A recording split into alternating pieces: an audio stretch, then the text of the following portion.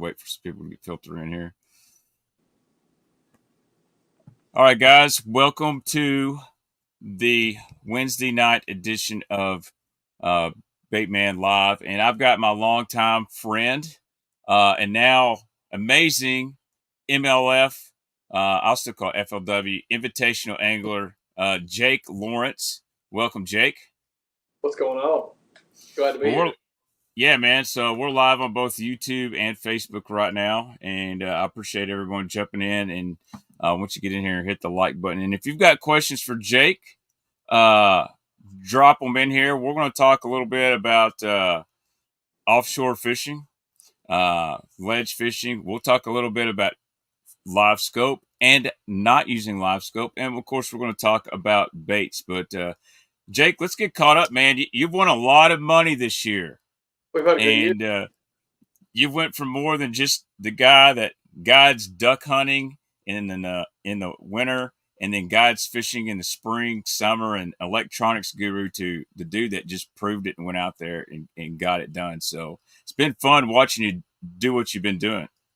Man, I appreciate it. It's been a really fun, exciting run. You know, it's I don't know. It's one of those things when you start making the right decisions or the decisions start falling in your favor, you just kind of roll with it. And it's been, I don't know, that momentum, it's been fun. Like you feel it.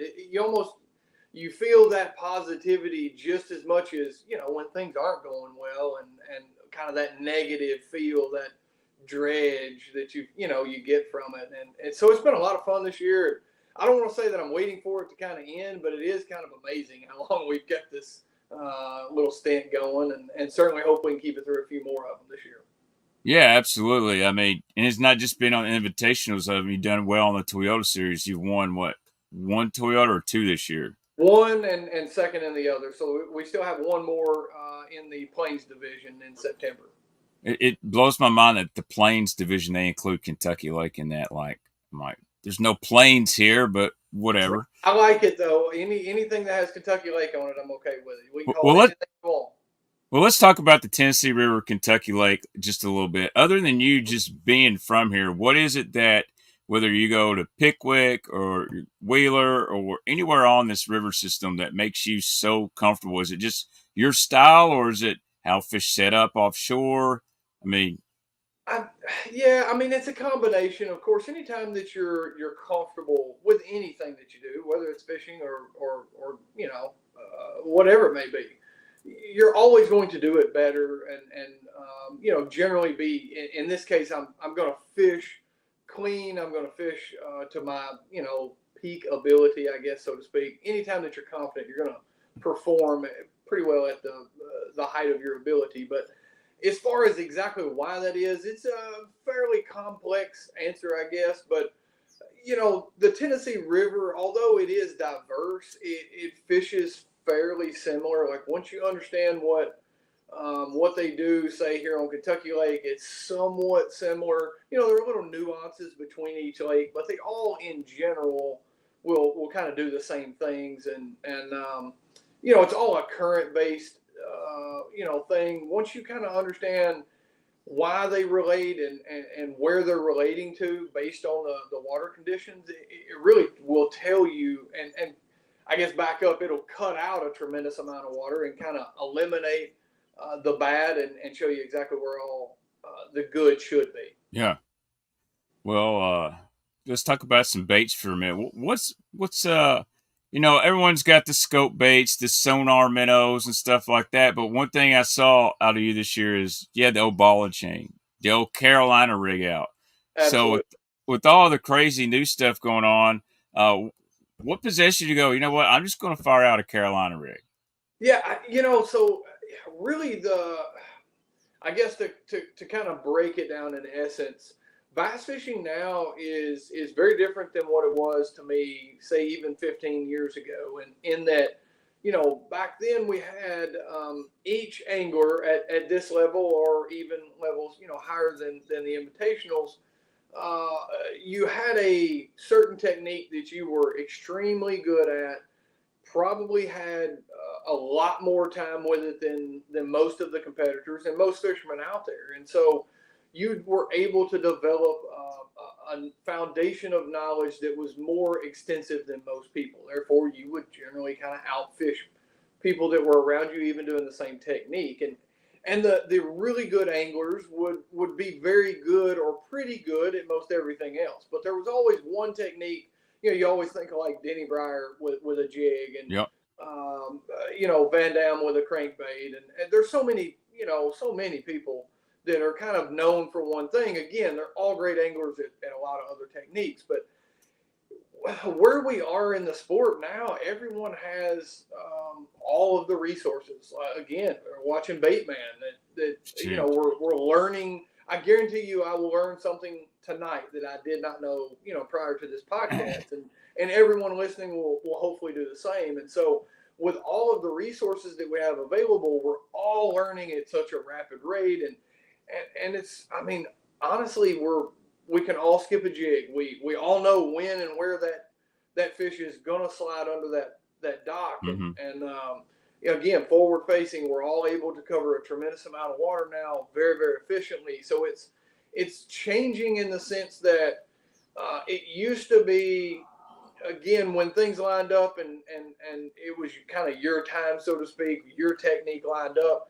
you were able to really excel. And now we're all good at everything. And so it becomes either an efficiency rate to me where I'm going to have to make more casts or present my bait to more fish than the competitors that I'm fishing against, or I'm going to simply throw something at those fish that they have not seen. Again, whether that's something that's totally new to the market, to us, and what I'm kind of learning is let's go back in time to some of the baits that have always caught them, and something that we've just kind of forgotten about, the ball and chain, the old lizard. I mean, how many bass has that caught? They did not stop biting it. We just simply quit throwing it. And so a lot of the old baits, and really what spurred that on is, I guess about 2 years ago, I took my dad and we went fishing here on Kentucky Lake, and it was late summer, early fall. It was kind of that topwater time, and it got real calm out there. It's fairly unusual, for Kentucky Lake to literally be glass calm, but it was really, really calm. And we would get those fish to blow up, but they would they'd miss it by a foot or 6 inches. Sometimes like left or right of the bait, you could tell they're not even really trying to eat the bait. He died on a jitterbug. Jitterbug. Absolutely went to town. Like, it was unbelievable. I've never seen something, change like that, flip a switch. And I don't know, it's kind of like the light bulb went off. It's like, man, they've always eaten a jitterbug. They'll always eat a jitterbug. Now it's that cadence, that sound, whatever it is to it. But we don't throw that anymore. We're all throwing the plopper style baits, your buzz baits. It's me. I've got a light going out here. No, I'm looking for my jitter rat. Oh, I got you. So check this out. You said you want to learn something. Well, this is my buddy makes this. He lives in Murray. His name's Sam. He's a PE teacher. And this is a glow. Really? This rat glows, but he loves using the jitter lips on here. I like that. Dude, so, he makes all kinds of stuff, and he puts the jitterbug lips on there. You can look him up on Instagram. It's like Narrowgate Bait. He's also making a big, giant lizard. It's like, it looks like this rat, but it's a lizard, soft plastic, and he catches them on it. But how about that? Shoot me when we get done here. Shoot me his Instagram or something. Remind me, because I want a few of those rats. I'd love to try that.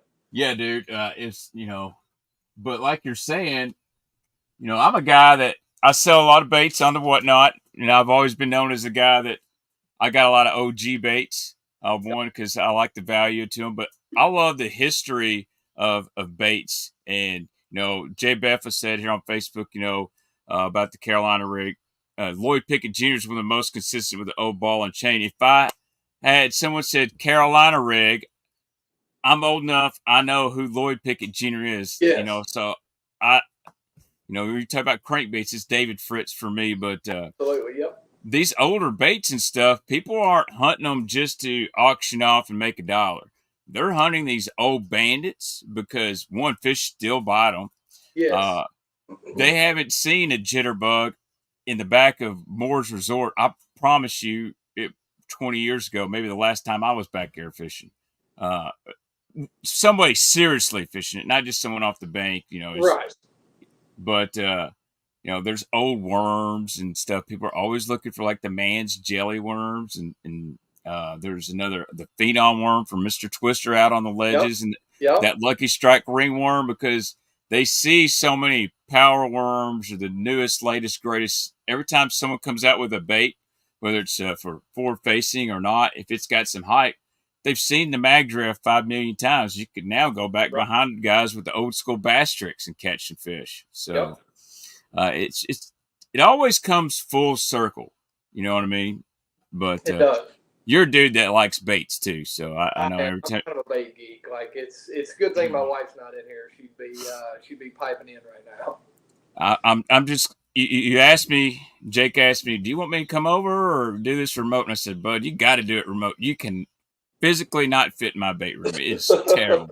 So what you need to do is bring your little guy over here and say, hey, I'll give you a thinky bag, or you bring a tackle box. I'll just load him up with some stuff and whatnot." Yep, I can do that with Junior over here as well. I'll tell you what, let's go to a couple questions. You say we don't want to be on past 9 o'clock. We're not going to go to 9 o'clock, but we'll answer some questions. This one comes from Critical Gravy. He says, Jake, where do you get your confidence from, and who was your mentor that got you into this? That's a great question. So, my confidence level, that's honestly something that I feel like personally I've always struggled with. It's, I'm fairly hard on myself. I wouldn't say I'm a perfectionist, but I'm very competitive, and I'm going to I'm going to try to beat you and do the very best I can at whatever it is, even if it's we're racing to get to the car or eat dinner first. I mean, I'm always want to beat whoever I'm around. But confidence has always been something that I don't want to say that I've lacked, but it's something that I've always struggled with. I've always been a little harder on myself than what I probably should have. And again, I think that's a good thing, to an extent. I feel like, that helps to push you and, give you that drive to continue to learn and grow as a person and as a fisherman. But I don't know, here in the last 2 years, guiding for as long as I did certainly helped. I was very fortunate to build a book up there that allowed me to really, I had a little bit of freedom with what I was doing, and I would push myself. So I kind of got, I don't know, this sounds greedy, but I kind of got bored fishing the same lakes multiple days, at a time. So I would more or less kind of schedule trips purposely, like 3 days at a time at a certain lake. Basically, it was just long enough for me to dial everything in, and then I would move on to a different lake and probably be with a totally different customer. But it really forced me to almost be in tournament mode like every single day. I was under the gun. And oftentimes, I mean, that gentleman's paying just as much the first day that I'm on this lake as the last gentleman did, the final day I was on the previous lake. And so you have to perform every single day. And I don't know. Over time, I kind of realized that I was able to do that with relative consistency, and with that just comes a little bit of self confidence and knowing, okay, if you can do it with one on one, and what's cool is I'd almost argue that the guiding aspect of it was more difficult than tournament fishing, because not only is it up to me to catch one, but I have to get someone else that's probably much less experienced than myself to trick that same exact fish. And so oftentimes that was more difficult. And if I could do that and catch them a pretty decent bag, then I knew I could catch myself one. So, there are a lot of things that go into that, but that's certainly one of them that I feel like really tested me at a mental level very early on. Kind of went through a lot of the red tape and kind of the rigmarole that you have to go through the learning process. Yeah. I kind of went through that a little bit with some of my clients and customers. We all had fun doing it. But several of my mentors, absolutely, without question, Ben Parker, a good friend of yours as well. Yep. Really, really took the time at an important part in his life. When he was going up through the opens and even a little, of course prior, but when he was fishing the elites and the opens and going through that process, he allowed me to kind of see the inside deal. Yeah. and ride his shirt tail a little, and really get to experience. Honestly, the fishing side was cool and honest. Obviously learned a tremendous amount from him, but really the business side and understanding just how difficult this was and what all was involved with it. I was probably freshman in college at that time when he was going through the opens, and maybe sophomore year when he qualified for the elites, and to see that, it really kind of, we all have the aspirations and the dreams to do this for a living, but to see that and to see what the requirements that were out there, and Mm-hmm. the time that he spent away from the wife and the family and all that. It was good to see that, and it really allowed me to kind of put the brakes on a little bit from professional fishing, and I really wanted to make sure and solidify myself, as a businessman, and really kind of get my feet wet in that aspect of it, Right. so that I didn't really kind of come in here blind. And Ben did a tremendous job with it, and has done a tremendous job since with Parker's Outfitting and all that he has going there at Reelfoot in Sandburg, Tennessee. But there were so many others as well, and I can't think. Goodness, we could talk the rest of the night about everyone. My father and grandfather, uncle, they all took the time when I was extremely little. I mean, like, I have pictures crazy little, like in a Did you see that? Did you see that picture I put on Instagram of? It was on my story. I put it on Facebook too, of me as a baby with Rick Clunn holding me. I mean, how cool dude, is that? my dad. That's same kind of deal. My dad would take me to all these tournaments, and that was the Fish Formula in Paris, and he had me. I think I got photos of like Guido and Guy Aker, and just as a little bitty guy. And when people say you're born into it, some people really were born into it. Yeah, it's something that I really can't even explain, and honestly, I feel like, and maybe this would be cool to do, later on at some point, briefly, but like, I think my grandparents and my father could tell the story better, like when I was young, and kind of to better, reiterate. I don't know. I was just, man, I was born with a gift. I hate to even say that. It sounds No, I think arrogant, it's and I okay. don't mean that.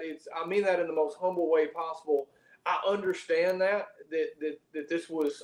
I'm very fortunate to be given this, and I want to extend that to everyone else, and expand my knowledge base to help others. But I mean, from like the youngest, still in diapers, like, this is the only thing in my life that has ever, I guess, call it come natural. It's always Right. something that I worked very, very hard at, but it's always just kind of, it's made sense, everything about it. And the more that I dive into something, the more sometimes I'll think up or scheme up some theory or hypothesis on what's happening with a fish population or a pattern, and it's like, man, you sit back sometimes, you go, how did I even get to that? Like, it makes sense, but how did I even dream that Right. up? Like, sometimes I'll come up and it's all there, whether it's right or not, who knows? As long as you catch Well, it, according to and stuff I see on you, doing it, I don't know that really matters. But to me, I want to know why, what, when, and where for every bite, because I feel like it's going to help me generate the next one. well, according to what I watch on YouTube, you can just make up reasons for everything, and it gets hundreds of thousands of views. But anyway, let's talk. Let's talk a little bit. Let's talk about what some guys are going to be. We'll talk about ledge fishing, offshore fishing. We'll start it off with a question, and then so Critical Gravy. He wants to know, how do you fish a Carolina rig on a swift river? What scenario would you be using that? I know we throw it here on the Tennessee River quite a bit. Absolutely, absolutely. So there's so many variables, and it's going to be like this with most any question that we have. Very, very little in fishing is black and white, but something that I initially think of in swift water with a Carolina rig, which is a great technique, is to, obviously, if you're not around heavy cover, big rocks or heavy thick vegetation, you can obviously go up in weight size. But I will tell you that it seems like the least amount of weight that I can get away with is generally what will generate the most bites. And I've even had it where on a Carolina rig, if you are around, some heavier cover like boulders, and you'll see this on the St. Lawrence, is you'll actually, instead of making a long bomb cast, get it way away from you, if you'll just kind of pitch it right out pretty close to you, keep it fairly vertical. I don't Mm-hmm. necessarily mean right under the boat, but fairly close, within 20 feet of you. When you feel it get kind of hung on something, if you'll just kind of lift your rod up, and again, you've got a more vertical angle to your weight there. A lot of times you can get that weight to crawl over it, and a lot of times that's where she's sitting at. But again, as light as I can get away with, or again, if I do have to go heavy to stay where I need to be, if I can get up close, sometimes the fish won't allow you to do that, but oftentimes in that current, when they've got something to hide around, they'll let you stay pretty close to them. Yeah. So Carolina rig. Deefy, he loves that Carolina rig. Now he fishes it a lot different than most people. He almost works it like a worm. I might not should have Yep. said that, but that's a good ledge fishing tip here. But anyway, you say the lightest you can get away with, and that's something I've talked about on this channel a lot. I I'm lazy, so I use like these little pre-rig deals. Those are. Yeah, these are nice. Now I got tungsten ones, but I don't get anything over half an ounce. Yep. What's your line size on your Carolina? I actually use braid as my main line, and then I got fluorocarbon. You just Yeah, so I've played with both, and I've done the braid as well. I tend to, and I don't really know why. I feel like one big misconception in fishing is that our Carolina rigs are actually up floating, even with correct.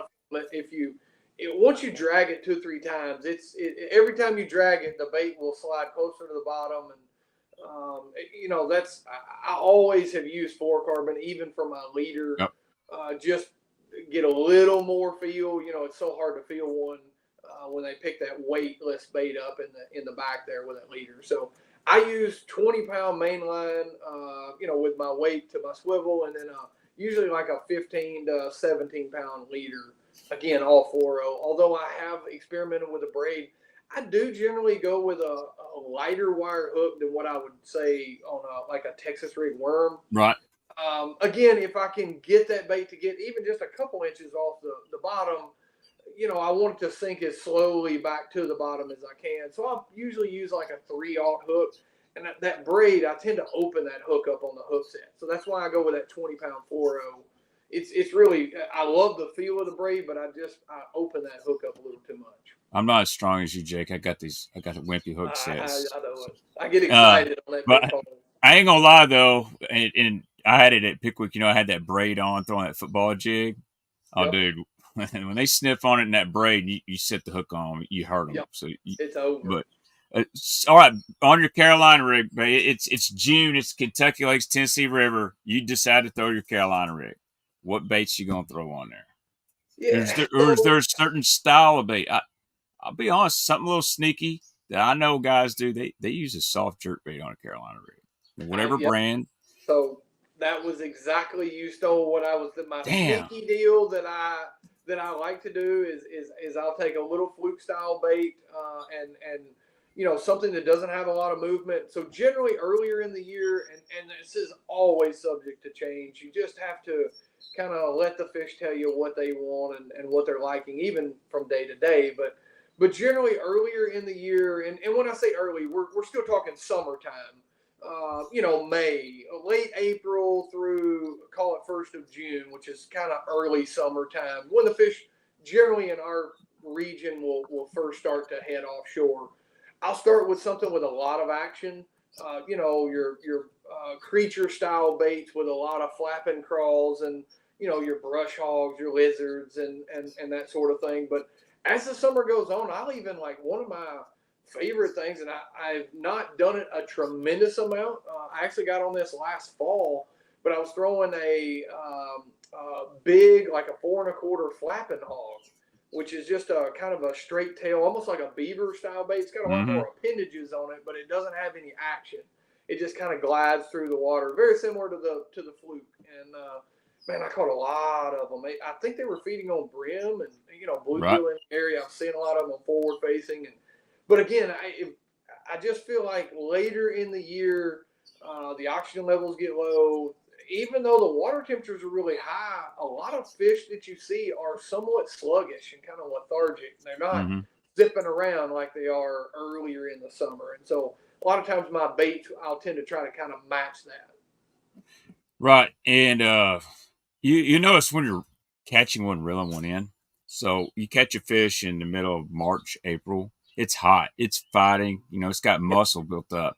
In fact, you catch one right now in June, you're gonna get about 2 or 3 seconds of initial fight. Yep. After that, they're not fighting too hard. They're really not. And it sucks because June, July tournaments, you see a lot of fish mortality, and people want to blame the anglers and the tournament organizations, and you can do that to an extent, but man, a lot of it's just the fish. They're just not built to. They don't have a lot of energy that time of year. So You're right. You're right. They are at their most vulnerable point. That June, July, August period. Even sometimes in September. You get down yeah, into the south, even here. Kentucky, Tennessee. A lot of times, it seems like our winters are getting shorter and milder, and our summers are getting hotter and longer. And so September is oftentimes still pretty toasty here. yeah. So let's talk about ledge fishing offshore. I'll just kind of drop you some loaded questions. What's one? If you got one misconception about ledge offshore fishing that you hear a lot, that you can kind of break the myth on. The one without a shadow of a doubt, it's that schools. I'm not saying your individual fish here and there, but schools of bass are going to set up on ambush points that are areas that current is hitting really the hardest. The most current flow in in that area is where they're going to live. And I remember growing up reading Bassmaster magazine, shoot all the magazines, I all the just articles. saw an elite series angler make an Instagram reel that said the same, the opposite. That bass always set up where the current hits it the Yep, hardest. absolutely. That's just a way. And again, I'm not to. It's not to say that bass don't live, back there in the eddy or on the backside of it. They do, and there are times. Again, in bass fishing, there are no black and white perfect scenarios. In extremely high current situations, particularly the longer duration of high, like a lot of times in January and even Mm-hmm. February, we get a lot of rain throughout the Tennessee River, and so It's Kentucky happened lakes. almost every year the last 3 or 4 years. It's starting to It be a consistent deal.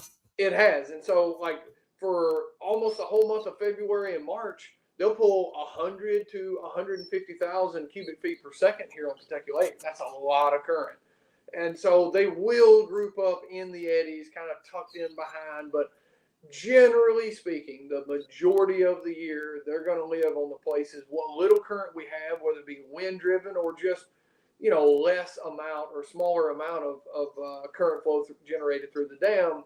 They're going to be where that's hitting the hardest. And I have all sorts of theories and reasons why I suspect. I don't know exactly. I feel like there's actually a little bit of an eddy even on that main section. So if you think of like I'm trying to think, is it Acura that's got a commercial where you can see it's in a wind tunnel of the car Mm-hmm. and you can see how the wind drafts over. There's actually a space in between the windshield and the actual wind itself, where I feel like they're able to kind of squeeze in there and kind of be out of the current yet in an area where it's a high volume.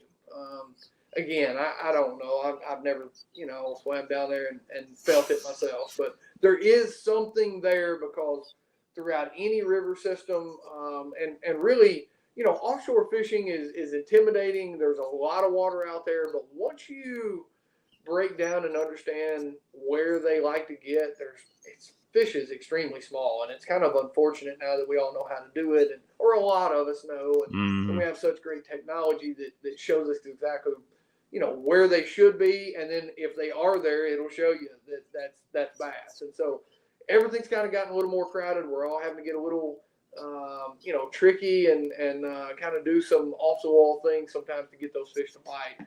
Used to, it was about finding kind of that as many of them as you could and rotating through them all as quickly as you can. But now it's almost like you have to find those, but you also have to have a few sneaky off the wall Right. places or a bait that they're not seeing, or a combination of both to really do well. Here's a question from Brian Head. Speaking of that current, how long does the current need to run to get them going, or does it vary? Did you have to have, I know here, dude, if they're not pulling current and then all of a sudden on a Thursday they flip it on to only 40,000. I mean, it's like dinner bell. So it is, yeah, and again, it's there. I've seen a ton of different situations. I've seen it go both ways. I've seen it, later in the summer or as the summer goes on. Oftentimes on the Tennessee River, and I'm sure a lot of river systems where they're going to release through a dam. They'll get on a schedule, like usually about 2 to 4 o'clock in the afternoon. They'll start generating water, and they'll usually run it until midnight to maybe 3 or 4 in the morning. And those fish will get accustomed to that certain schedule. And I've even seen it where 3 weeks, a month, they've done that every day.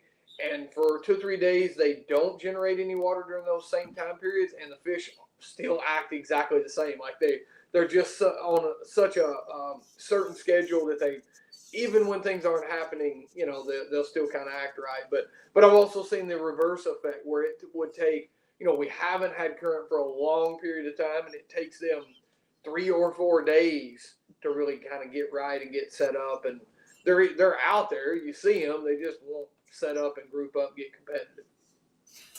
yeah, I also feel too is fishing offshore. I know this is weird. Maybe you might can remember that, or can agree with me or not. But when they've been running a lot of current, sometimes when they reduce the current, it actually allows some fish to spread out. So not everything's all tied on one spot, and they'll spread out to different little areas along a ledge or whatever you're fishing in. And it can put some fish in actually a more vulnerable position to be caught. You're exactly right. That happened here just about 6 weeks ago here on Kentucky Lake. It sure did. We had a lot of rain up the system, very, very little rain here on Kentucky Lake, but we were running close to 100,000. I guess it was first, second week of June, and it had all the fish kind of pushed off of the main river ledge, but offshore. And it was just simply, again, so much current. They wanted to be out there, but they didn't want to be in that main source. So they were kind of all on that secondary, and it really had a lot of guys kind of crammed together. As soon as they backed that current off just a hair, everybody kind of spread out. Everybody, meaning the fish, kind of spread out. And some went to the river channel, some stayed, but it allowed everybody to kind of spread out fisherman-wise and really kind of reap the benefits from it. We can keep those schools going for a lot longer. So I'm sure you fished that last Jetta tournament. I had the only tournament I fished in a long time. I had about 9.5, almost 10 pounds up shallow. And at 9 o'clock, I said, man, we got to catch 2 5-pounders or 2 4.5s to have a chance. I'll roll out. I'll just be honest. I was in the back of Sled Creek throwing a popper and literally catching them every cast. I just could not catch a, big fish. Right. Roll out of there, and I see every freaking boat in the country offshore on the main river. And I'm like, well, I screwed up. So I started searching around in the bays, and I found some fish. Couldn't get any big ones to buy, probably, but I had a feeling when I knew they were running that much current, I was like, man, there was stuff. Guys are just fishing like current breaks and stuff. They're going to do all right, but these guys out in the middle may not. But dude, they caught them. I mean, that was an unreal amount of 3 fish limits over 12 pounds. It was, yeah. So I didn't have any practice. Monty and I just kind of showed up for that and just started. Yeah, you did. Actually, we caught a quick 9 pounds, about like what you're talking about, offshore, but kind of shallow, just brush and some bluegill beds, various things. And then same deal. I said, all right, let's go find us a couple schools. We may idle the rest of the day and never shut the motor off, but when we do, we're fixing to catch the fire out of them. And we did. I bet we caught 70 that day. We just never caught any big ones. We had 10.5 or whatever, but it was incredible how many. And that's what's so interesting about the lake right now is we got a pile of fish. Like the largemouth will show up, and everybody's catching largemouth, and they're all good ones. And then we'll go for a month or 6 weeks, even maybe a little bit longer, and nobody will catch a 3+ pound largemouth to speak Mm-hmm. of, and they'll all be smallmouth. It's like, where is everybody going when we can't catch them? We're obviously not fishing around them. They're going somewhere. They're doing something different that us as fishermen were not around them, or we would simply catch a few of them. And so that's really intriguing to me, and it's something that kind of a piece of the puzzle that I haven't cracked yet. I haven't figured that out, but I'm going to, if, provided I get to spend enough time out there and we make a few of the right decisions. So, all right, Sean Law asked this question. He says, when you're cranking, he's assuming you're always cranking with the current. How do you crank fast enough? And do It you is. always crank with the current? I'll always at least start that way. Sometimes I'll throw cross current. Just kind of depends, how or where the school is set up on the ledge. But I never want to throw it downstream and reeling my bait back upstream. That's for sure. Kind of anywhere except that particular angle. But I have, when they're running, a tremendous amount of current, I have had to. Generally, I'll wind my big plugs on a 5, I think it's a 5.5, 5.6 to 1 gear ratio. I have at times had to go up to a 6.1 or a 6.3 to 1 just to be able to kind of keep up with the plug and really, get it there. So that's one thing. I know a lot of guys just throw a 6 gear ratio, regardless of the current. It's just so much torque on me. I fish so much, I'm starting to deal with some tendonitis and kind of trying to, take care of myself, that aspect of it if I can. And that 5, it works. You just got to wind it. I mean, Right. it's all out, everything you can give. All right, so let's talk about your rotation of baits. How has it? We've got forward facing sonar. So last time me and you went fishing, Jake, forward facing was kind of in its infancy. I'm sure you It was had used it, but you weren't using it. correct.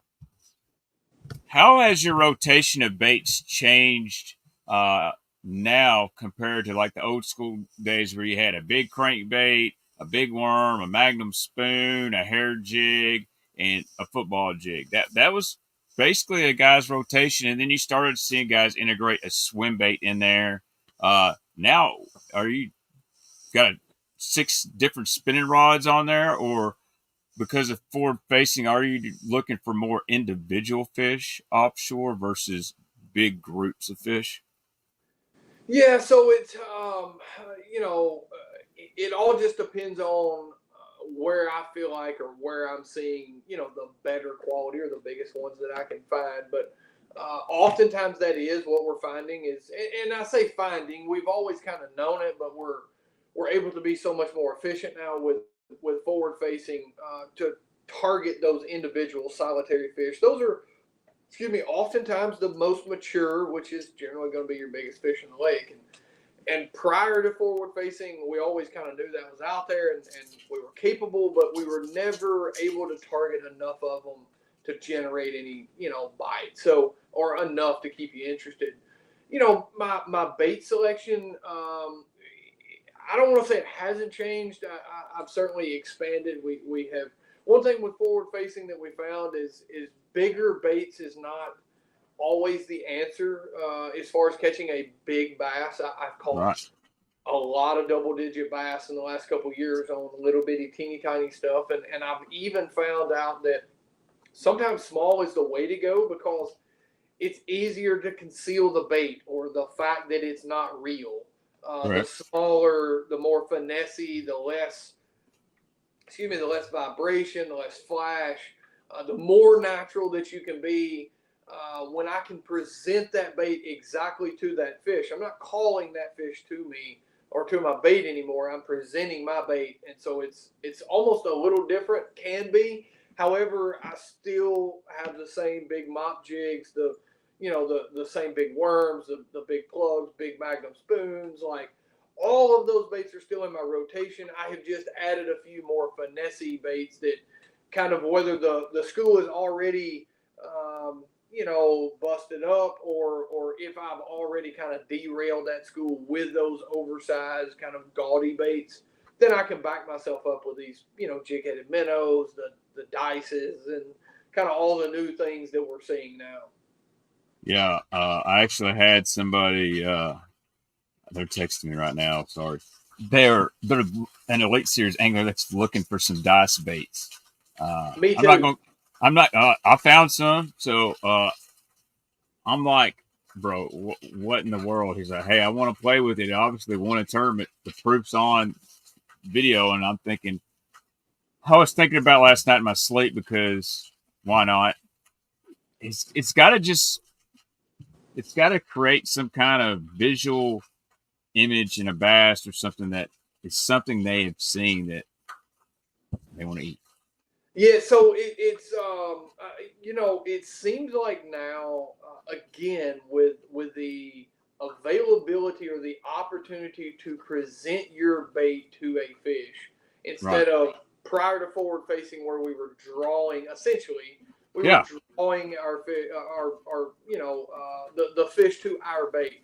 We always wanted to drop it as close to them as we could, but it's just the reality of it. You're drawing more fish to your bait than you're actually dropping it next to. But again, it seems like now it's more important of like the secondary action to the baits. Mm-hmm.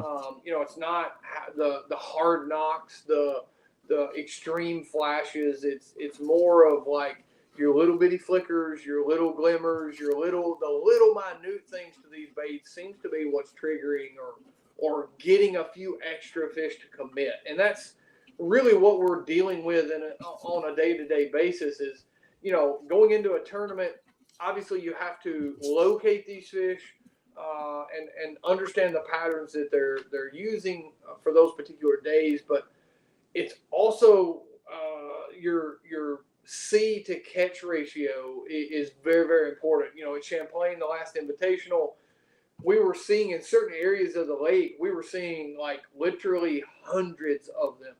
I mean, there were times where I would not make a cast without, at least one smallmouth over 3 pounds following my bait, but you couldn't get them to bite. I mean, one for every like 200 to 300 you would throw out would actually eat. And so that's a big part of your success rate is how many of those you can get to bite. So what blows my mind is we're seeing all this with forward facing. How many of these bass back in the prime time of Kentucky Lake when you could pull up to a ledge that had 100 bass you used on downsky? How many were following that crankbait or worm all the way to the boat when you wouldn't get a bite? How many were actually following you never knew about? They've always done this, always. And I feel like, it's one advantage that I've lost with forward facing is that I was always the guy that, like, I realized that pretty quick. Like in my fishing is that, man, when I'm not getting bit and I changed a green pumpkin, mop jig instead of a black and blue one really quick. Like if you were going to get a bite on that, you oftentimes would in the first, seemed like the first couple casts. Right. And so once I realized that, I never would stay on anything very long until I generated some bites. And so now with forward facing, I feel like we're all starting to see that. We're all, if 3 or 4 bass come up and look at your bait, follow it, and don't bite, chances are the vast majority of them that look at it are going to do the very same thing. And so once I see that happen just a couple times, I'm going to change something, whether it's weight, color, or the technique altogether. I'm going to make a change because when you figure it out, almost every one of them will bite. You know that going in. So it's just don't get stuck throwing the same thing. Even if you're getting and you see this a lot of times too, I'm getting just enough bites to keep me throwing this, you know what I mean? Mm-hmm. But not enough to win or do well. Yeah, so I'm like that. I like to throw a worm. I like to throw a swim bait. If I can get just enough bites, I'll stay on it all day. And that's the difference between you and me. I like throwing a crankbait too. And somebody asked me the other day, and I got you on here, is the deep diving crankbait dead because of forward facing? I actually think it's, especially our lake, it was dead because they just didn't bite the dang thing. But now we got a better population of fish. We got more bait fish. They're used to chasing bait fish. The crankbait bite has really came back. And It has. I had one of the most, really the last 2 summers. So last summer there were a handful of schools out. It was kind of sneaky. A lot of guys weren't out there, and so there weren't very many schools. But the ones that were out there weren't really getting banged on, and it was an absolute big plug beatdown. Like it was unreal, and it was simply, again, kind of going back to the same thing of like, an old bait that we haven't thrown. Here, these fish, we lost our population, as you know. We lost our largemouth population for several years, and there wasn't any reason to be out there. There wasn't any bass to catch there. So, like the fish that we're throwing this deep diving crankbait at, literally have never seen a deep diving crankbait. And so, yeah. I guess that's kind of a two-part answer. In some lakes where the population has been consistent over the last couple of years. Take Chickamauga, for instance. It is much different, much more difficult to get them to bite it there. The window where they'll eat it really good is much smaller. But the bite is still there. And man, when you can get that big plug bite, it's just like a Magnum spoon. When you can get that bite to go, it's so hard to compete with or to generate bigger or better bites with anything else. And so it's, a lot of lakes out there, you can still catch them on it. And honestly, we're going to see exactly like the jitterbug. Like, people aren't throwing hard baits anymore. And they still bite it. I mean, it's just kind of a craze. This is a fad that we tend to do this every couple of years. We'll kind of all get stuck on one thing, and really everything else kind of gets left to the wayside. And most of the bass out there have not stopped biting those hard baits. We've just stopped throwing. Right. All right. Let's talk about forward-facing sonar here. What is a misconception about forward-facing sonar you see for offshore fishing that you can kind of debunk here? I mean, we can always use the classic. This one always cracks. Well, they just jump in the boat. You turn it on. It's right. It's cheating. It's a video game. Do you feel that if you're a really good offshore angler, and here's one thing I've noticed, I see people get too locked into it. Like all of a sudden they're chasing that individual fish. Now they're way off. They don't know they've got off their waypoint. They're so locked in, and I might be giving up something here, and you may know this. Dude, when there's current out there and those fish get offshore, you may find them when you're idling over with your Lowrance, Humminbird, Garmin, or whatever, and then people throw the scope. Where'd they go? Where's my fish? It's because they're so sucked down to the bottom.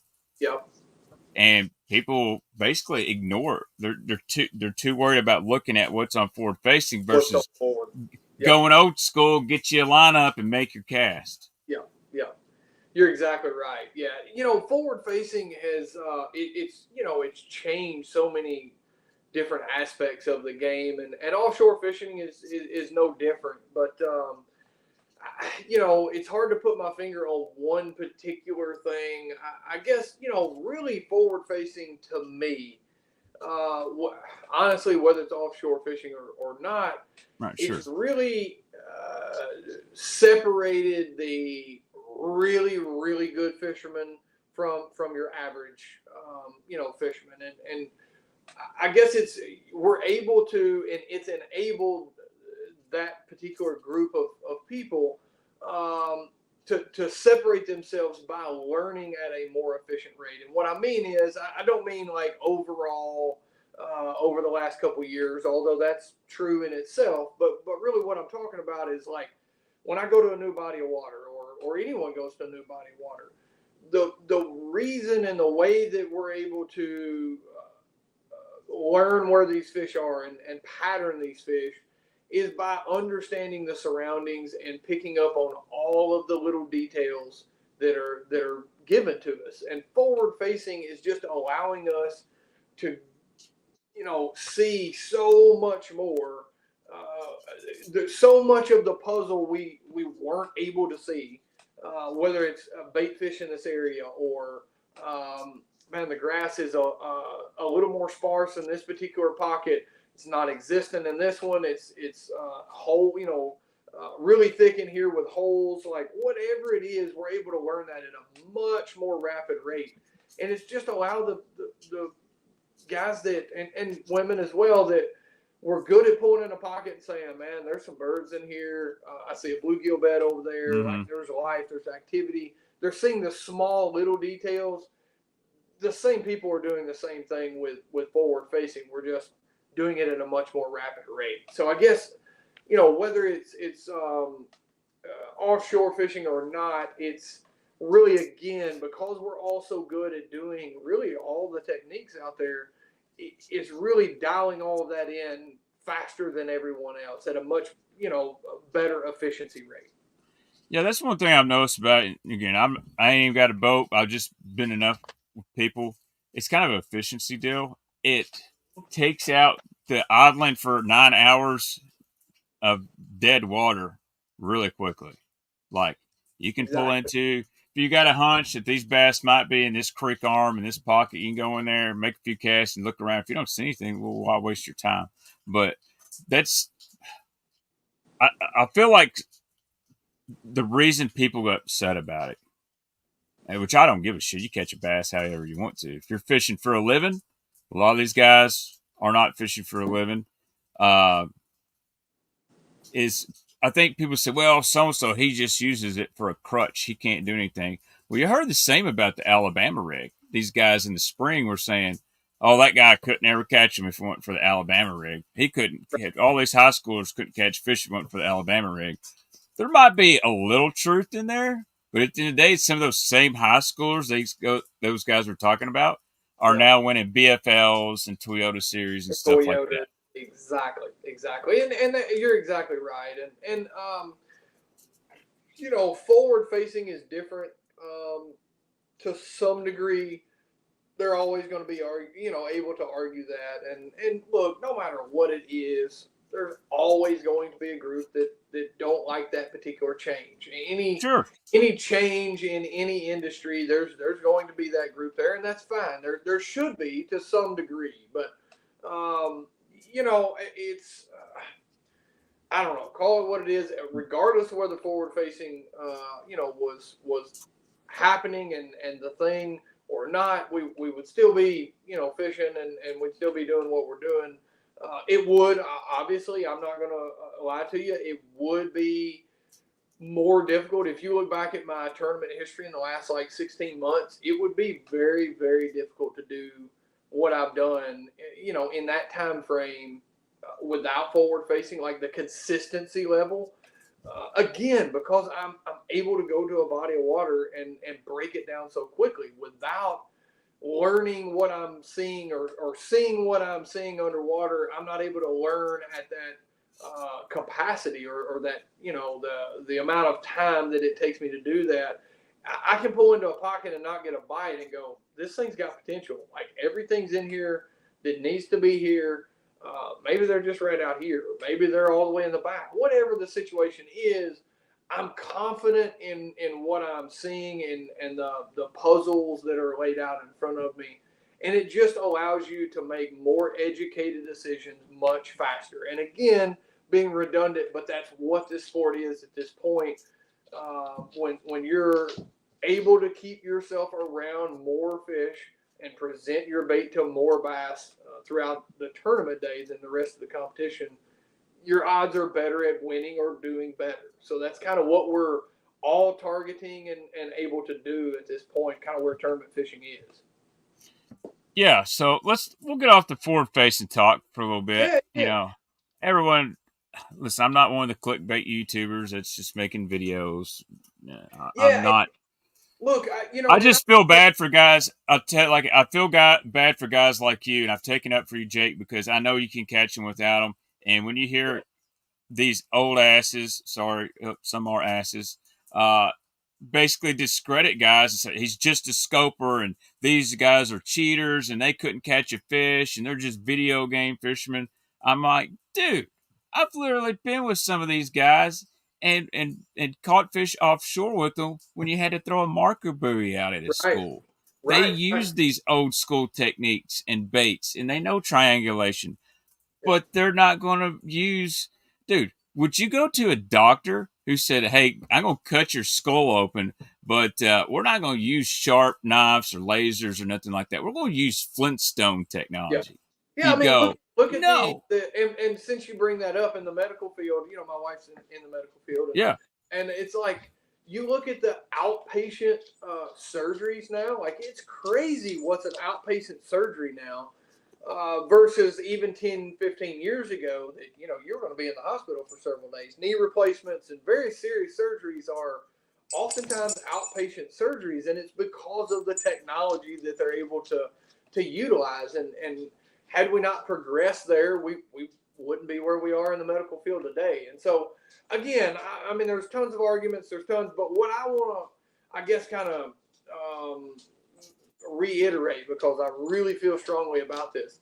The guys that you see doing extremely well for the most part are still the same people that would do well without it, simply because they're utilizing and taking in all of the information. That's what's making us good right now, is because we can all get that jig way under a bow dock. We can all cast a crankbait 70 yards and wind it back. Like, we all know where they're supposed to be offshore and when they're going to get on this creek channel swing. And we're all very at an even playing field, much more than we were 10, 15, 20 years ago. And so being able to break those bodies of water down and even refine your day-to-day techniques. Like, again, I can't tell you how many times this year I've started a tournament thinking I'm going to catch them Carolina rigging or with a jig-headed minnow, and by the 10 o'clock in the morning I'm throwing a Nico rig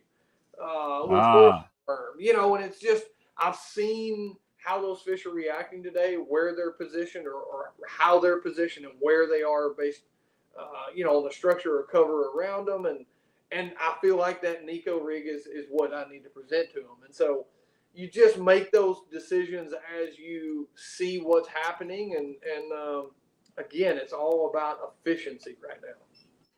Yeah. So let's, so I'm not a clickbaiter myself. We'll get back to the topic. We got ledge fishing tips and tricks, secrets. You just said something. You said the word Nico rig.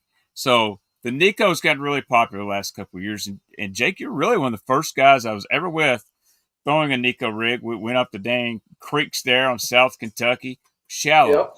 But you throw a Nico rig offshore a lot, and not just a Cinco.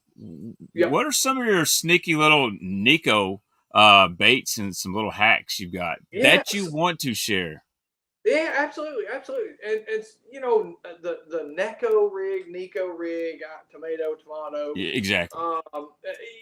It's really honestly taken the place of my Texas rig in a lot of situations. Wow. Now, it is not the most weedless. It is to an extent, but you get in some extreme. Like, I'm not going to go flipping a button ball bush on Kentucky Lake with a Nico rig, but it will come through fairly heavy cover, really well, and it's just a totally different presentation, much more natural, and I can really tweak the bait and really give the fish a lot more offerings with a Nico rig, based on changing the nail weight or even the positioning on the worm, where the hook placement is. There's a lot of variables that you can make quick adjustments, and again, rate how that fish,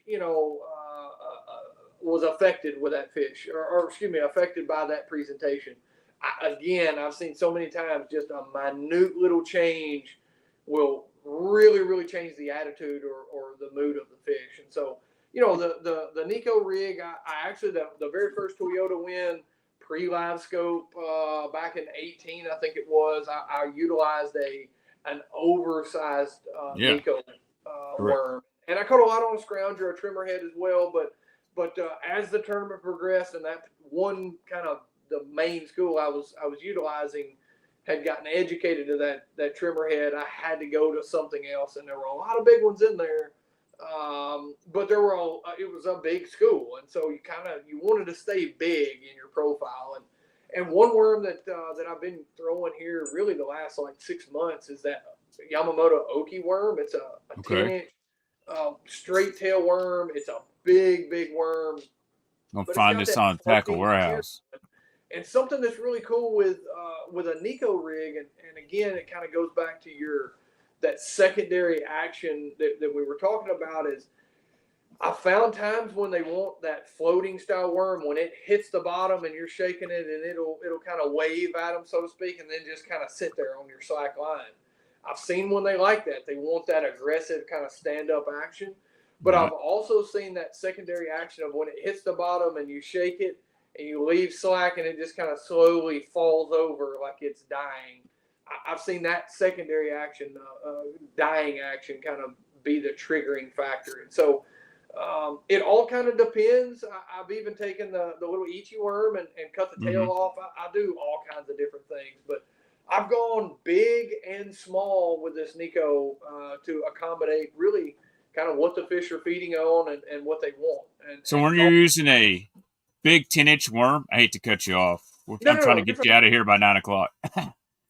You're using a big 10-inch worm.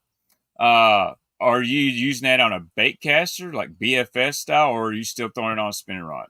No. So that kind of depends. If I'm using, it's more of the weight. So okay. If it's and that Oki worm is still, even it's a floating material, but it's not like your elastomer material that doesn't have much weight to it. It's still kind of a meaty worm for it to float. And so you can still throw it on a bait caster. However, you get down into your 16ths, if I want a really slow rate of fall, that's when I'm going to go with my spinning rods and my spinning outfits. Also, if we're dealing with a high end, guard dog like that, I'll go to my spinning tackle. But I really, especially those bigger worms, I like to go on my bait casting gear. I don't necessarily go maybe what most people are used to on their big worm. Like I use more of my spinner bait rod. It's kind of a 7.2 medium. I think it's a 701. It's a Caden Series Dobbins 701 SF. I think it's what it is. 700 701 SF. Kind of a medium action rod, fast tip. It's more limber with that lighter bait, and again, very similar to a drop shot with this Nico. A lot of times when I'm shaking it, I don't actually want the bait to be scooting along or moving. You want it to sit in the same area. Sit and just kind of wobble in place, shake in place. And I have found if you use a real stiff rod, you'll tend to move the bait more than what you mean to. And so I want a lighter rod, whether it's bait casting or spinning outfit. But again, I encourage everyone to experiment with the rate of fall with your Nico rig. Do you think that rate of fall is more important than maybe the presentation of your exactly bait? What I was fixing to say. I think sometimes, now I've seen profile and whether it has a lot of action or very little action play roles, but honestly, probably 9 times out of 10, I think the rate of fall and how fast that bait is moving past him or her is more important than the actual profile of the bait itself. That's interesting. So you mentioned I think that's one thing that a lot of guys on the Nico rig, we always want to go with a Nessie, lighter BFF spinning outfits. I catch a bunch of fish on a 3/16, 5/16 ounce nail weight. Really? I've even experimented with some heavier tungsten drop shot weights and cutting a little wire, pinch deal on it, cutting that off and shoving it in. I've experimented with some cool stuff. John Garrett was on the John Garrett was on the show early spring, or actually probably late winter, and he qualified the Blitz. He was talking about drop shot, and John Garrett's telling us he uses no less than 3/8 or a half ounce on drop shot weight because those fish, when they see it just fly past their face, usually they can't stand it and they have to go investigate it or bite it. Yep, you're exactly right. And again, that's a forward-facing thing that we've all learned, outside of the extreme cold. And I say extreme, that's probably too much. Call it water temperature 55 degrees and above. Oftentimes faster is better. Not always, but oftentimes, like I want him to see my bait, but I don't want him to have time to really get in behind it and track it and investigate he kind of needs to, make that decision pretty quickly. Yeah. All right, let's talk about another little edge bait you're famous for, the scrounger. Yep. I've seen it in action, dude. You are freaking amazing with it. And you're a good teacher of the scrounger. Hopefully, Monty Mac's watching. You had Monty Mac master that thing really quick. I think I caught one. I was too dead set on throwing my jig. You were throwing that jig, and they were Yeah. eating the jig good. But Dude. when they're biting that scrounger style bait, it's very similar to like a deep diving, crankbait, in that you can get the bait down there to them. When we're fishing these, big schools, whether it's TVA or anywhere in the country, you get them fired up. It's important to get back in there as fast as possible. And if like that day, I would say Monty and you caught a ton. I think we voted well over 100 bass. Yeah, I think we probably should have caught like 130, 140. To be honest, we had so many bites, you just couldn't set the hook in all of them. Oh, you could, yeah. We lost a few, and that's all part of it. But you noticed like it would take you. They were probably biting your jig just as good as they were biting that scrounger. But oftentimes, we could almost catch 2 to your 1, and it right. Again, had nothing Quality to do with you or your jig. It's simply that I can get that scrounger out to them and in the school faster, because once that thing hits the bottom, I'm winding it through there pretty quick. Whereas your jig, you're hopping it or dragging it. You may cast it 50, 70 feet past the school, and it takes you 30 seconds to even a minute to get that jig into the school. Now, as soon as it gets to the school, you get a bite, but it took you a period of time to get there. Whereas that scrounger and a deep diving crankbait, as soon as it hits the bottom, you're winding it through there. The one's going to eat it or he doesn't, and you catch him and get back in there and get another one. So I'm going to put you on the spot here. I don't know what I could get for this pack of 5-inch green shad jerky J's, brand new. I had more. I know a few people that would pay $5 for that. I had more, and I sold them on Whatnot because I had like 15 packs. Yeah. See that clearance $4? Well, they're actually $2 when I rang them up. I bought these at Walmart like 2 years ago. That's brand new. Now, it's other so than cool how the fishing, like how it all kind of rolls around, and it almost always seems like what we think they're biting best is not made. Like it's not available. It's so funny. So I'm trying to figure out why they quit making the 5-inch jerky J, which was their staple bait. You won a lot of money. Jason Lambert won money. Everybody, but other than that bait right there, because have you found any new baits in the last couple of years that you're putting on a scrounger? Is it all shad style baits, or it is? I've not experimented, and that's probably my fault to some degree. I catch them so good on that jerky J and several other fluke style baits as well. It's just hard for me to kind of get off that and to do that. But I will say the scrounger is call it a fickle bait. You put any kind of you would think, I'm going to put a paddle tail swim bait on here, a suicide shad or a Kitech style swim bait. It will not work. If you find a way to get it to, please let me know, because I would love to see it. I cannot get the bait. It's almost like the tail and the plastic bill are fighting each other. Any kind of little appendages, anything about the bait, really seems to affect the action of it. So I feel like you've got to have a real streamlined bait. Yes, very streamlined, and it also doesn't need to. This is one kind of cool trick that I have found.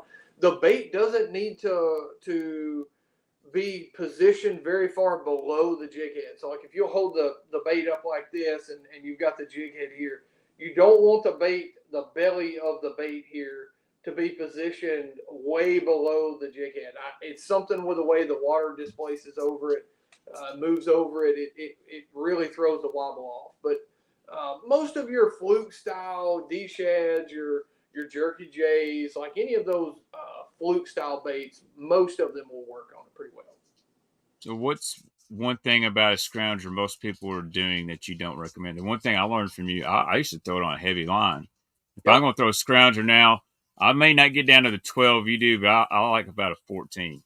Absolutely. I encourage light line. Again, it's all relative to where you're fishing.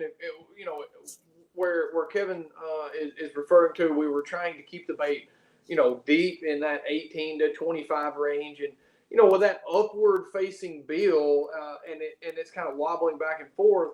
As soon as you start winding that, it's coming up in the water column. And the biggest mistake, and I feel like the number one reason most people struggle to get bites on a scrounger is, that style of bait, is that within 10 or 15 cranks, they're out of the strike zone, and they don't allow that bait to sink back down and get back to them.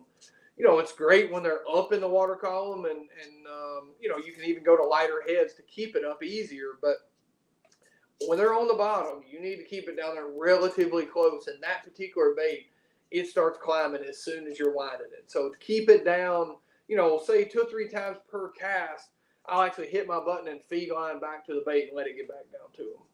Yeah, that's it's kind of like the opposite of a crankbait, because Yep. it's when it's swimming, it's riding up. When a It's down. crankbait's swimming, it's riding down.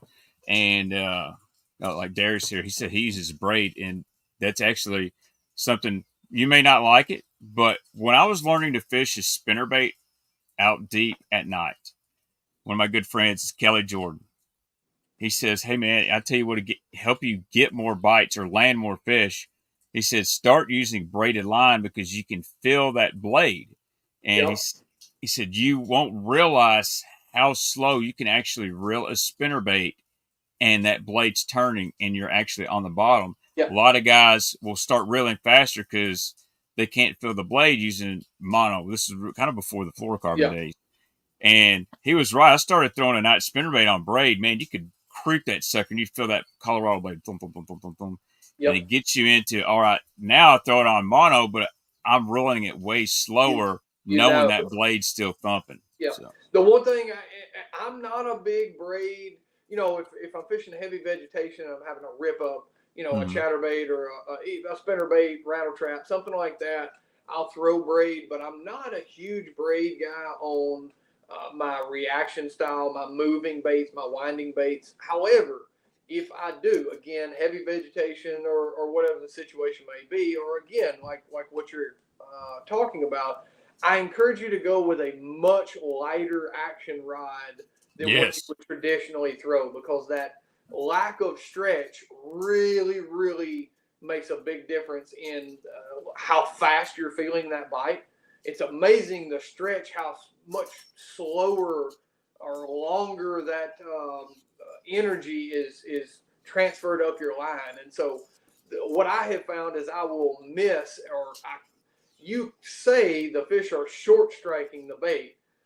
They're really eating it, but you're feeling it so fast, you're pulling it away from them. A lighter action rod will slow that down, and it'll allow those fish to get it a little bit better. Basically, that's like the old school, the OG guys on the cranking their balsa baits in the winter. They got to have that fiberglass rod. Yeah, it's basically the same deal. You're slowing down the transfer of energy, so you feel the bass before it feels you. Correct. All right, Clay, we got a couple little questions here, and Jake, we'll do a couple more little tips and tricks, and I'll get you out of here. Do you still use the fast snap clips on your scroungers? I do. Right. That's a sneaky little trick. The traditional snaps that come with almost any brand of scrounger style, head, they come with your traditional like crankbait, style snap. And I like those. They're fairly reliable. However, I have found that a fish will open them up, and in the heat of the moment, you don't notice, and you'll lose some of them. Inevitably, it's always the biggest one of the day bites it. Oh yeah. And he jumps, and the snap comes off. That little fast snap, it's actually a trout snap from I get it at Bass Pro Shops in the trout department, but it's an open style. I wish I had one close, but it's an open style snap, so it really freaks everybody out when they look at it. But you try to put one on, and certainly when you try to take one off, you'll quickly realize that thing is not coming off. It's funny you said that when I. Do I now? It's funny you said that when I was fishing with you and Monty that day. You had one, and I in the bottom of the boat, and I'm looking at it. I'm like, how the hell is he throwing this thing? The damn snap's open. And then I was trying to pull it out. And I'm like, okay, now I know. Yeah, no, it's not coming. I have literally, unbelievable. I wish I knew how many bass I've caught on that scrounger style bait. It's well within the thousands. And I've had one that failed on me, and in fairness, I bent it when I put it on and knew I did. It was just in such a hurry. I kind of opened that little gap up a little too much, and I knew it. I should have replaced it, but that's my own fault. All right, I'm gonna But put you on the it's spot really here. good snap. I'll put you on the spot. Well, first, Clay asks, have you ever tried? Does the Zaco run on a scrounger? I've never tried it. I do feel that it's streamlined, but with those little joints being really sensitive, it could either be really good or it could be really. So I played with it a little bit, and again, the cool thing about the scrounger style is I literally have a couple packs of almost every size in almost every brand that's out there. Scottsboro, and there's a ton of them. Tennessee River Tackle, Davis. There's a ton of scrounger heads out there. There will be one particular bait that will run at one weight size on one brand, and it may not run on any of the rest of them. And so I've thrown the Zaco a little bit, and I have actually caught a few on I think it's the 3/8. No, it's a half ounce Scottsboro, the soft bill. It will run pretty good. Again, what you're wanting and what I'm looking for in a scrounger is a kind of the same shimmy or roll, shake in the minnow kind of deal that we've all been throwing here lately. But that bill is imparting it. You want a good rotation, but you don't want the bait to invert itself. And a lot of the baits that are either too small or not sized correctly to the head, it just does not have the right action. And this is one bait. If it does not look right to them, they just won't bite it. It is kind of weird in that sense. I'm gonna put you on the spot now, Jake. Ledge fishing tips and tricks. What's one secretish tip or trick you would give to the average guy, whether he's got forward-facing sonar or not, that would catch him more fish? It can be a bait, it can be just something right. All right, so twofold. Let's do one on the side of finding and one on the side of catching a couple extra bass once we found a school. I like it. Let's roll. One tip on finding these bass.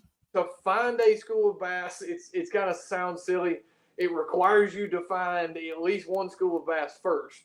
But the one key that I feel like does not get talked about a ton is how much or how specific of a depth zone all of these schools and all of the fish at a particular time will be. So not always, again, there's always going to be exceptions, but generally speaking, there is call it a 2 to 5 foot zone that the majority of the bass are going to be living in. And once you find that, again, it does take you finding at least one group to and the more groups that you find, the more you'll hone that in. But you'll learn, man, they all seem to be in about 17 to 18, or they're all in 10 to 14, or there's always a zone that they're each day or for a period of time, a duration of time that they'll all be in. So I encourage you, you do tend to hear this more on the smallmouth up north, like those natural bodies of water, St. Clair, Champlain, even at times of the year, like they'll all be at a certain depth zone. And once you find that, it's important to find more areas that look similar, fit the pattern that you found the first one in, but stay in that zone, in that same, call it 5 foot depth zone to expand where other schools will be. Once we found those schools and we're running from school to school, one thing that I find would generally, get me a few extra bites is once I've caught them from a certain angle or a certain direction, I will always change from more or less a 180 from the original direction that I've been throwing. I'll stop throwing. I don't want them to see my bait gradually move around, but I'll stop throwing. A lot of times I'll grab a bottle of water, troll around to the opposite side of the school and let them see, even sometimes it's the same exact bait or even a brand new bait from a totally different direction. A lot of times you won't reignite the whole school, but very often you'll be able to get 2 or 3, 4, maybe even 8 or 10 extra bites by changing that angle. And another thing is I will always go sit down, bud. No, he's good. Yeah, he wants to be a part of it too. I will always start with my biggest, gaudiest baits and work my way down, technique wise. It's oftentimes when they wise up to a magnum spoon or a big deep diving, crankbait, something that's big and flashy, making a lot of commotion. It's easier when they wise up to that to go to like a big mop jig or a big worm than it is to say start with a drop shot, and when they wise up to that to go to a big bait. It's hard to, once they wise up to something. Usually you've got to go down in size or down in vibration and flashiness to regenerate or respike some interest. I agree with that. The angle thing, I think that's the biggest misconception. One of the bigger misconceptions is, you talked about these fish got to face the current, or they got to be in this where the current's directly hitting. Dude, you can change angles on these fish, especially if you know a school's there and you've caught some fish, and it's almost like I said, you may not reignite the whole school, but you may pick off a few fish that weren't seeing your bait or willing to eat it at that certain angle. Exactly. I actually had a school. Gosh, I'm trying to think. I've been here for the last like 30 seconds. I've been trying to think of who it was that I was with. Hopefully, they're watching this and they'll Sure. remind me. It may have been a Troy. Troy, what's his last name? Starts with an L. Anyway, I did a trip with him. This has been a long time ago, Mm-hmm. but really, really cool. Had him on a school. We were catching them on a big deep diving crankbait, and they started to kind of wise up the school. It was actually a lot of really nice ones in it, but no giants. I said, all right, let's stop. Everybody, let's get a breather. Again, take a drink. I moved the boat all the way around to the backside, and I was explaining to them exactly what we're discussing. The angle changes will oftentimes, get either a bigger one to bite or, refire the school up. My very first cast, they've been catching one almost every throw for 30 minutes. I hadn't been throwing. I've been letting them have all the fun. And my very first cast to there called like a 9-2. That fish has been sitting there watching those plugs go by for the last 30 minutes. Whatever reason, that particular angle change, it came right across at just the right angle and generated that fish, to bite when it wouldn't from another direction. So it's really interesting, and you'll see that. But again, oftentimes it's just a way to get a few extra bites out of that school that you wouldn't have otherwise gotten. Well, Jake, you told me you had a specific time you had to get off here. And to be honest, me and you could sit here and talk like this for 6-7 hours marathon stream. YouTube hasn't been very kind tonight. We've got almost 20,000 subs. We've only had about 35 to 36 people in here live. Lowest number I've ever seen. And I've got one of the biggest guests. And that's because YouTube is not YouTube's not sending notifications, but it's July 3rd. People are traveling, their fireworks. I get it. But before we get off here, you've got one more MLF Invitational. That's at Lake St. Clair. I wish you the best of luck up there. We can fish. Yeah, Detroit River, Erie, or I guess really Detroit River as well. Although I don't think the population is super stout in the river itself. There, I think it'll predominantly be a St. Clair or an Erie. Gotcha. Well, I don't know nothing about that, and I'm not going to violate no rules info. But it's all this would be public information. Public information, yeah. So, hey, fill me in. Let me know what they're biting.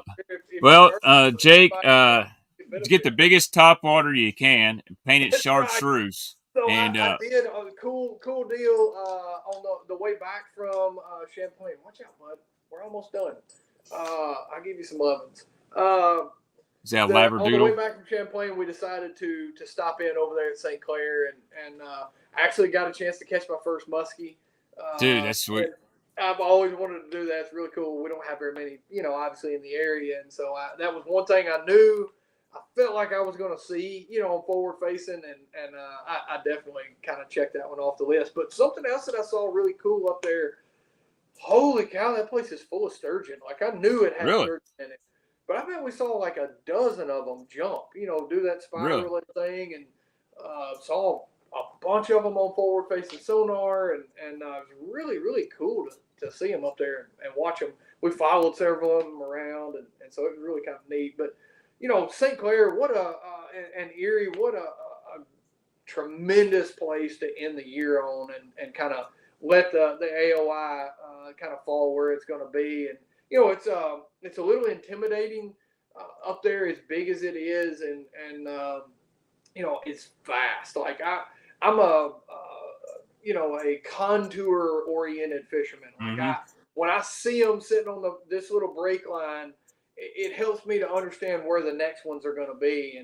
And up there, Erie is a little more contour oriented and boulders and cover. But you go over there to St. Clair and gosh, to go 1 foot contour change might be a mile difference. So it's really cool and something different, and I'm really really excited to get up there and see that, experience it. We did not, honestly. I didn't fish a whole lot the 2 days I was there. I just kind of wanted to get a feel of the lake, and really I wanted to see as much of it as I could. The days that I was there, it was really calm and I could run around, and so I kind of got a lot of that out of my system. And when we go back, we're going to be hunting up some of those big groups of smallmouth. Looking forward to it. Yeah, I'm glad I waited to the very end to figure out how to zoom it in on a split screen. Dude, I told you before, I haven't been on the YouTube much. I've been doing working, so that may have something to do with the low numbers. YouTube not liking me, but so here's the deal, Jake. Yep. I'm fixing to go back to straight midnights at work this fall. We got to get together. Let's do it. I want to show everybody what happens on Kentucky Lake when these big bass get on the bars on top water and glide baits. Everyone hears about it, and we know Mr. Brent Anderson's won so much money, but no one's really seen it. And nobody's produced a good video with some good content.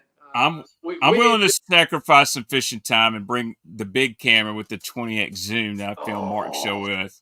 If you're willing to do it, and once we figure out a pattern, we get a few, then I'll strap on the GoPro. Yep, let's do it, man. It is so much fun. I had an opportunity, I guess 2 falls ago, to film a TV show, and it kind of maybe it was 3 years ago. It was kind of the last year COVID was fairly serious, and we decided to. I actually had somebody in the family that had it, and so we decided to not film the show. However, I called my dad and my oldest boy, and we went out. I found one of the biggest schools of largemouth I've ever found on a real shallow bar. It's kind of like one of those Brent Anderson schools. And yeah, holy cow, we torched them. Like I caught a 7 and several over 5 that day, all on top water, and it was so much fun, man. They were literally, there would be like 3 or 4 chasing it, knocking it out of the water. It would have made the most incredible footage. And ever since then, I've been telling everybody, like, I've got to do one where we get some good topwater footage. Well, if it works out right, Jake, I'm trying to buy a boat. Got money saved. We're selling all these baits for a boat fund. 2 things. We'll go out in my boat. You can help me doctor up my electronics. And absolutely. But I'm really excited for the fall. That's why I want a boat by October, because I know the topwater bite this year could be epic. Yep. So absolutely. One last question, and I'll let you get out of here. Matt Williams. He says, what rod does Jake use for a drop shot and shaky heads? Yeah, so, I tell you, I have just partnered here recently with GSM and Yamamoto and Dobbins rods. And so I'm still learning and kind of tinkering with a lot of the new rods there. The rod that I seem to kind of, it's quickly becoming my catch-all. Is that 700 Caden series spinning rod. It's the 700 SF. But I also have I believe it's a Champion Extreme, Champion XP 682 that I really like for a drop shot as well. But for an all-around, I'm using it for my minnow shaking right now, my Nico rigging, my shaky head drop shot. Really everything, outside of like my big stuff that I'm throwing on my spinning rods. I'm really leaning and loving that 700 Caden series. That's a really good rod. It feels great, and it feels really, honestly, it feels more high end than the price says that it is, and I'm really impressed by that. Awesome, great answer, Mark. Appreciate the question, Jake. I'm going to let you get out of here, go watch some fireworks, do what you need to do. I'm sweating like a whore in church because there's no AC in my bait room, and it just showered out here, and the humidity is out the wazoo. Guys, do me a favor. that watch the whole thing, smash the like button. Leave a comment after the video. I might make a couple little clips out of this for Instagram, TikTok. I need to get on the TikTok train. Jake, I wish you the best, man. A guy I considered a great friend. If I need questions about bait or bass, and I'll link to you, but I don't like to bother you during tournament season. So, and Man, I'm really. I tell you that's one of my favorite things. It is a bit overwhelming, but it has been one of one of my favorite parts of this is the camaraderie and what we can all learn from each other, and I feel like I learn just as much, take just as much away from your side of our conversations as what you do mine, and that's what excites me and always kind of keeps me hungry and coming back. And so don't ever feel that way, and I always look forward to the questions. And again, I have a few maybe off air here in a minute after the fireworks. I'm gonna send you a few. I got a couple baits I want you to try to hunt down. I can do that. I'm pretty good at that. All right, Jake, thank you so much, my friend. I have gotten stumped lately. I've been searching for something for somebody. It's not happening. But anyway, I'm going to jump off here. Guys, make sure you hit the like button if you're new. Hit the subscribe button. Won't be a stream next week because I got to work nights all week. But we'll figure out something. Maybe I'll make a random video, put up here on YouTube. Jake, thank you so much, man. I'm actually going to log off the internet. So just send me a text, buddy. Perfect. Sounds great. Thanks, guys. Yep.